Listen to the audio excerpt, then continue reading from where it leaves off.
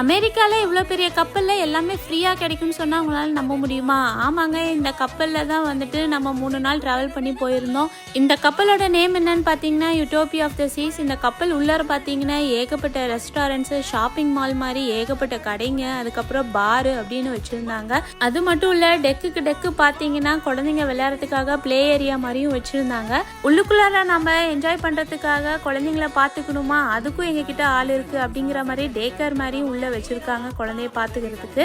அது மட்டும் இல்லை, இங்கே மெயினாக பார்த்தீங்கன்னா ஃபுட்டு வந்து அன்லிமிட்டெட் பஃபே தான், எப்பயுமே ஃபுல்லாக வந்து ஃப்ரீ. நீங்கள் எவ்வளோ வேணால் வாங்கி சாப்பிட்டுக்கிட்டே இருக்கலாம். காலையில் வாட்டர் ரைடு, வெட் ரைடுன்னு முடிச்சுட்டு நைட் ஆனால் பார்த்தீங்கன்னா கேசினோ, அதுக்கப்புறம் தேட்டரில் வந்து படம் பார்க்கலாம் அப்படிங்கிற மாதிரி என்டர்டெயின்மெண்ட்டுக்கு மட்டும் இந்த கப்பலில் பஞ்சமே இல்லை. 3 நாள் எப்படி இந்த கப்பலில் வந்து போச்சுனே தெரில, அது எப்படா திரும்ப போவோம் அப்படிங்கிற மாதிரி இருக்குது. இதே மாதிரி ஒரு இன்ட்ரெஸ்டிங்கான வீடியோ பார்க்கணுன்னா சப்ஸ்கிரைப் பண்ணுங்கள். பாய்.